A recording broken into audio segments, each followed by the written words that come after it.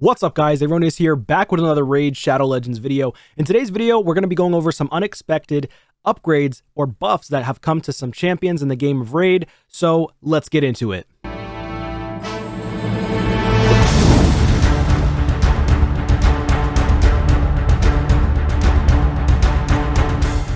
Alright y'all, so in terms of buffs to champions, they are going to be buffing champions here and there. We don't really know time frames. I guess they're going to do it month to month. At least they sort of said that to us, but they didn't give us exact ETAs of when champs will be buffed or what champs will be buffed. So yeah, so we do have 3 buffs for champions on the list for today. And also, just to mention really quickly, this Thursday, February 29th, they're planning on launching a 2x event to summon legendary champions from Sacred Shards, okay? And at the same time, on Thursday, February 29th, they're planning to launch a 10x for Athel, the Stalwart from Sacred Shards. Also, on Saturday, March 2nd, they're planning to launch a 10x to summon Nergigante from Sacred Shards. So, if you're trying to get your hands on these champions that will be unattainable, I think after like March 14th, then now's your time to do it. Because it's a collaboration type of event for these champions, they will not be in the game after the collaboration ends. So this will be your only chance to get these champions. Personally, for me, I don't think I'm going to go for specific champs like Nergigante. I mean, she is a very strong champion, I will say. And I'm considering pulling for 2x. But honestly, on my free-to-play account here, actually, this is my free-to-play. This is my pay-to-win account here that I'm on. But on my accounts, I mean, I don't know. I don't have many shards, and I don't really feel like purchasing shards on my pay-to-win right now. And for my free-to-play, I kind of want to save for the next fusion, although it would be nice to have Nergigante on the account.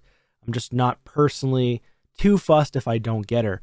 So let's get into these champions. We have, a couple of buffs to area bonuses as well. So we actually have buffs to the area bonuses, which is going to be right over here. So area bonuses, currently we have Potion Keeps, we have Golem's Peak, Fire Knight, Dragon's Lair, pretty much all the dungeons for the most part. And we don't have Sand Devil or Shogun currently. Hydra Battles is great. I would recommend building that up. Of course, I'm on my pay-to-win, which I don't play as often, but that's why I only see one upgrade on the area bonuses. And a terrible Great Hall here, because again, I barely play it. But my free-to-play account is fully maxed. So there you go. We're in Bronze 2 on this account. Now, in terms of what we're going to be getting for upgrades, for new area bonuses coming to Live Arena. So we're going to get an Iron's Twin Fortress slot. Okay. So it's going to be slotted in between somewhere here. Sand Devil's Necropolis and Phantom Shogun's Grove slot will come into play. So that's pretty cool.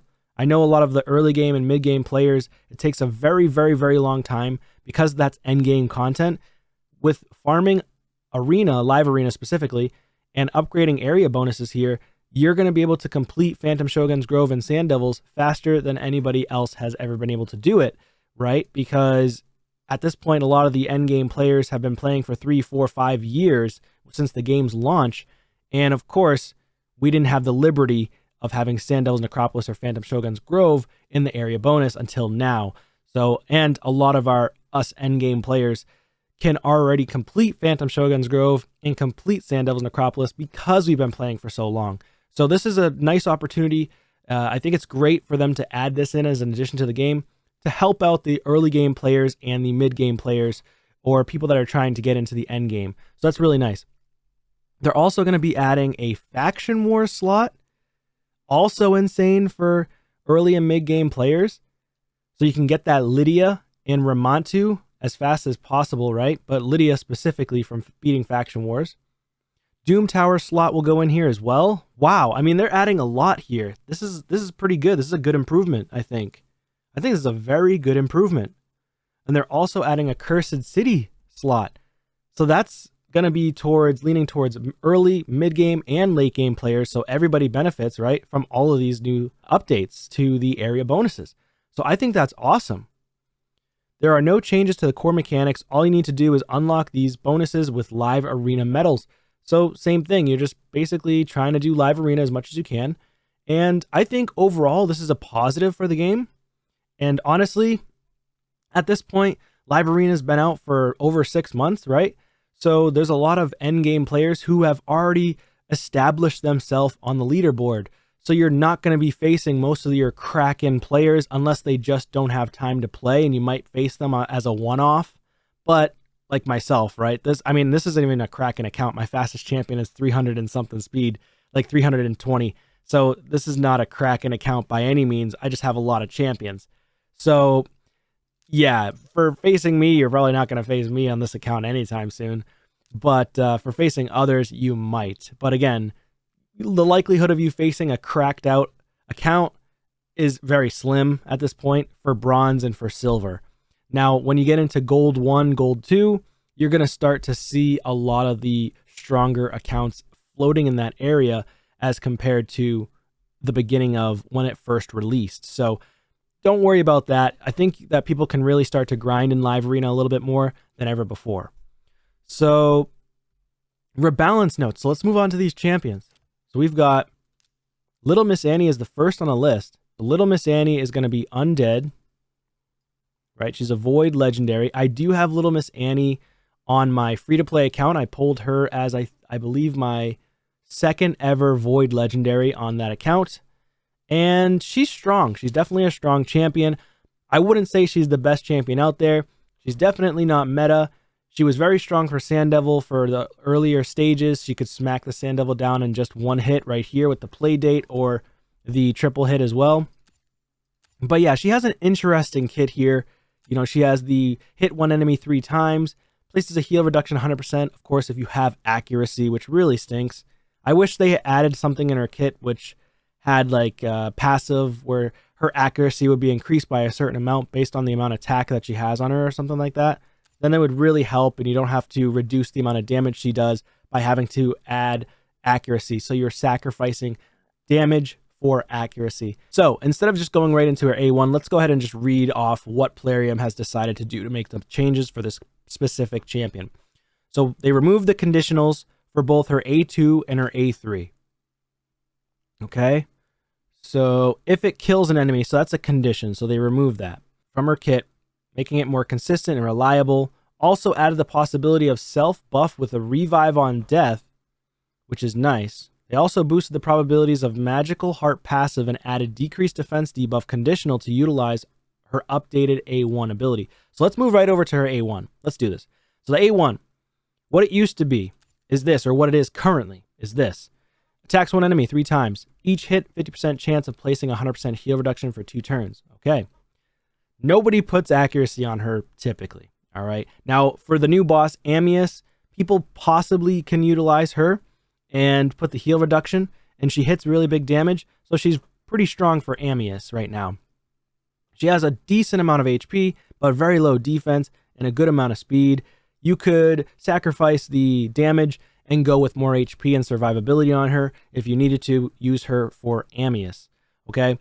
And then on the A1, what did they change? Let's see here. All they did was add a decreased defense for 2 turns. So she's going to be able to do a heal reduction and a decreased defense for 2 turns, which is okay. Again, this is good for Amius, so you can do more damage to Amius. This is good for Cursed City floors, better for, you know, wave content if you're using her in, say, Doom Tower. Obviously, most people wouldn't be using her if you have other better champions on your account.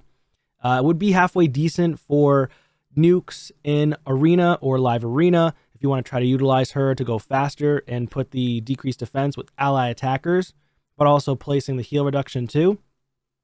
So, I mean, it could be halfway decent. I wouldn't say it's going to be overpowered by any means. But it's nice. Decreased defense and heal reduction on the A1 is pretty strong in general.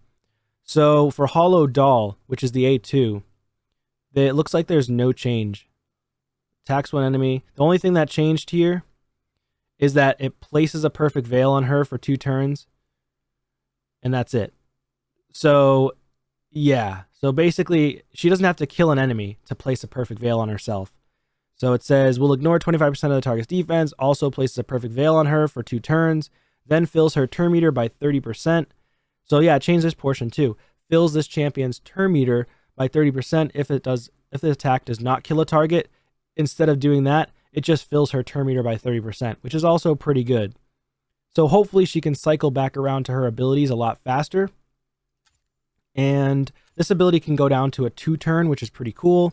This ability goes down to a 4-turn. So this one's a little bit longer on the A3, but still, she'll be able to cycle around to her abilities a little bit quicker. There's just no extra turn mechanics, which is what stinks. That's why I don't really love using her. So it is what it is. But on her A3, attacks one enemy, will ignore 25% of the target's defense, destroys target's max HP by 25% of the damage inflicted, will repeat the attack if the target has both higher defense and higher max HP than this champion. Okay.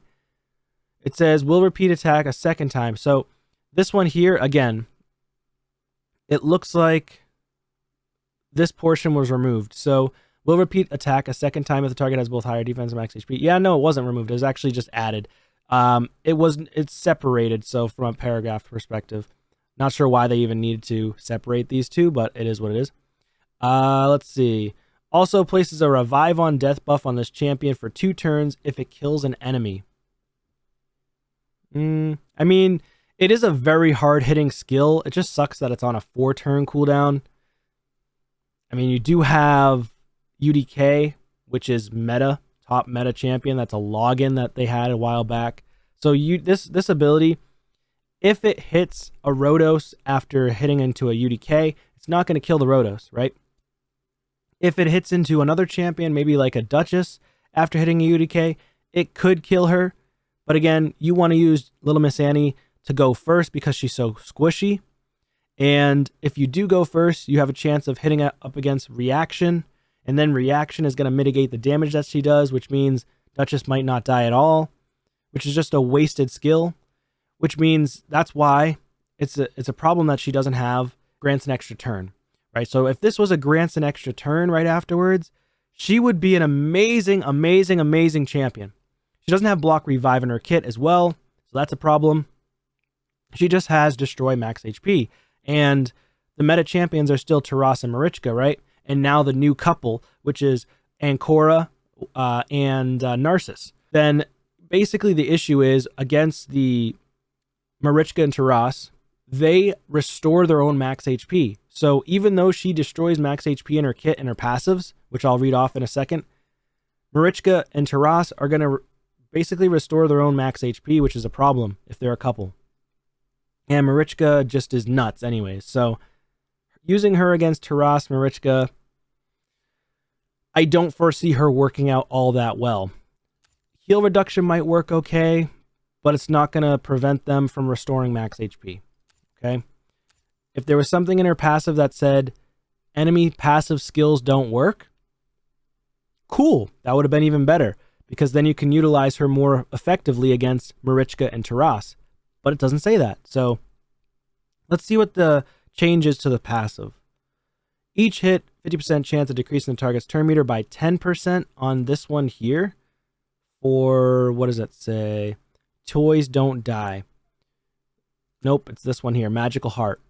So each hit has a 50% chance of decreasing destroy max HP by 5%, which is what it is currently, and it's going to be increased to 10%. Okay. All right, so it's doubling. So it's okay. And then 100% chance of destroying the target's max HP by 5%. This is also changing to 10%, which is also okay. Nothing crazy.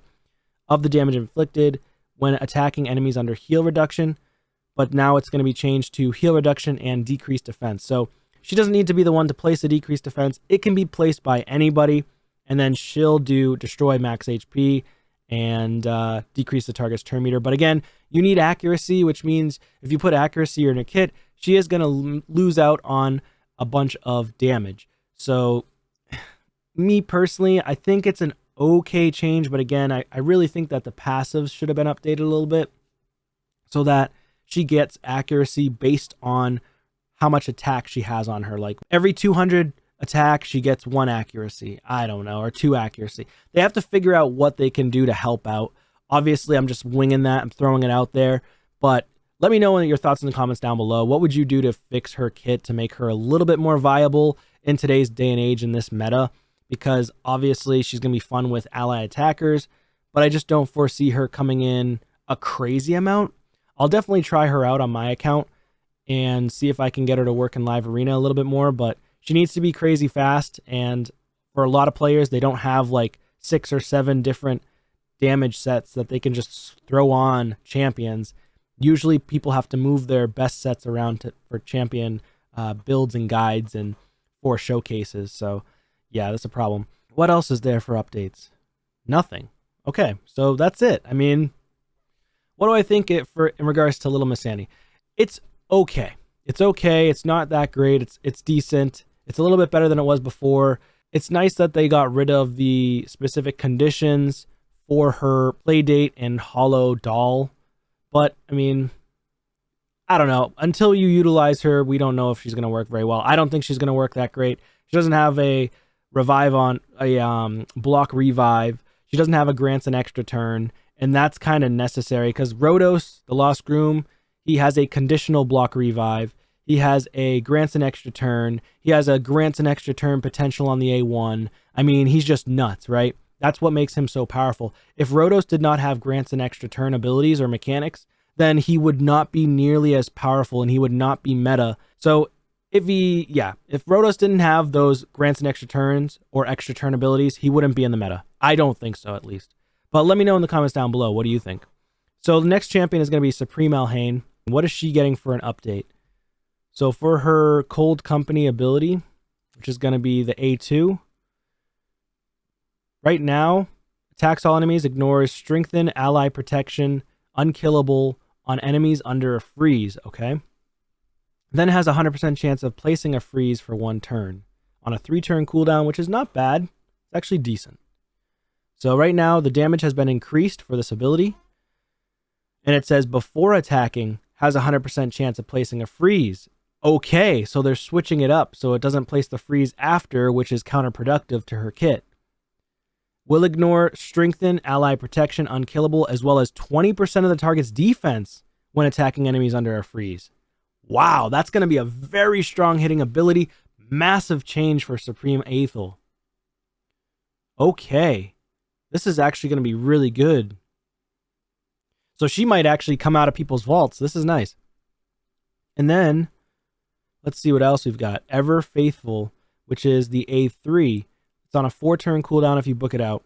So right now, places an increased attack, increased crit rate, and a shield buff on her for 3 turns, then grants an extra turn. The value of the shield is proportional to her attack, which of course you're going to want to stack the attack on this champion as a damage dealer, right? So that's pretty good. I did see some pretty insane shields when I faced her before. So it does say now for the buff, it'll also add a 50% increase accuracy buff on her for 3 turns, which is really sweet.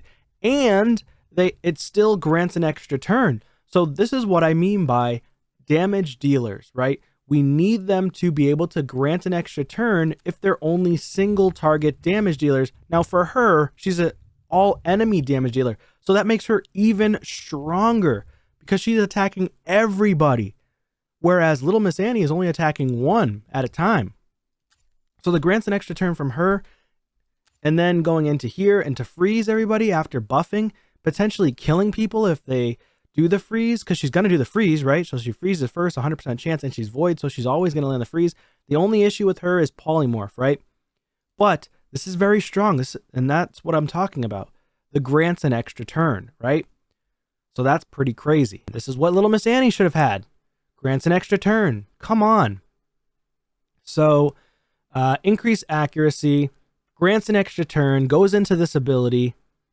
It's nuts. She has survivability. She has nukes because it ignores 20% of the target's defense, puts a shield on herself, increase accuracy, increase crit rate, and increase attack now when she gets the buff. This is a really, really solid buff. Like, this is a really solid buff. This is what they should have done for Little Miss Annie.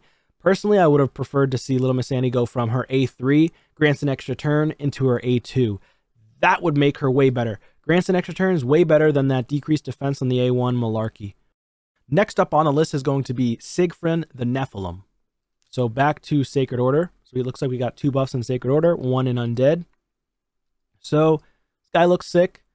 So Sigmund, what do we have here? His main form, Exoriating Edge. which is the A1.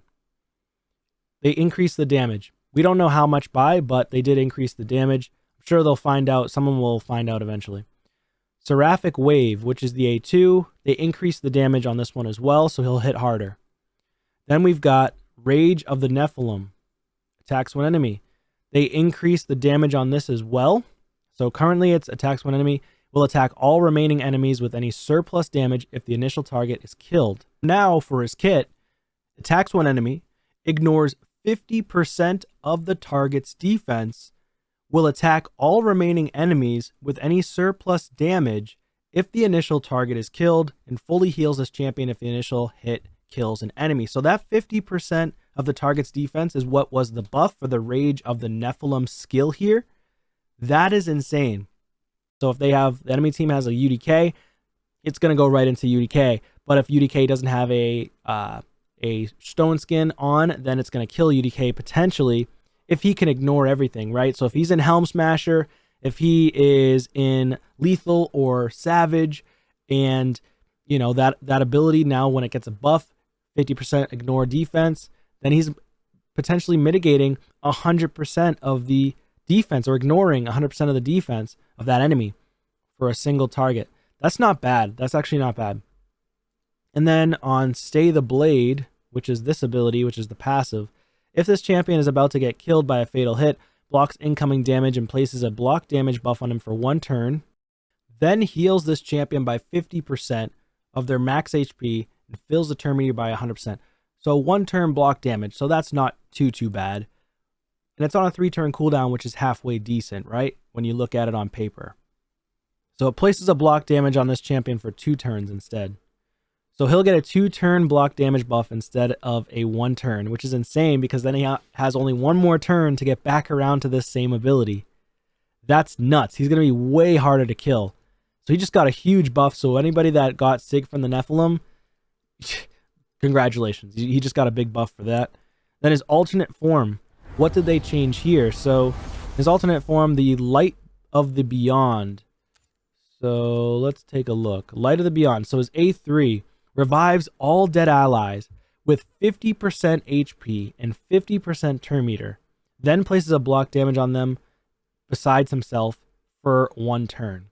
So the buff is places a block damage on all of the allies for 2 turns beside himself. Yeah, so I mean it's better. Better block damage, more of a chance for you to win against the enemy team, potentially come back and win. So that's huge. I actually really like that. All right, those are some big buffs. Let me know what your thoughts and comments are down below. I think those were good buffs. Other than my, shade for the Little Miss Annie, I think the other 2 are pretty significant buffs. But Little Miss Annie, I think they could have done a little bit of a better rework there to make her a little bit more viable in today's day and age for the meta. Anyways, that's going to be it for this one, guys. Thank you so much for watching. I really appreciate you all. I hope you have a great day. Hope you have a great evening, and I'll see you on the next one. Take care.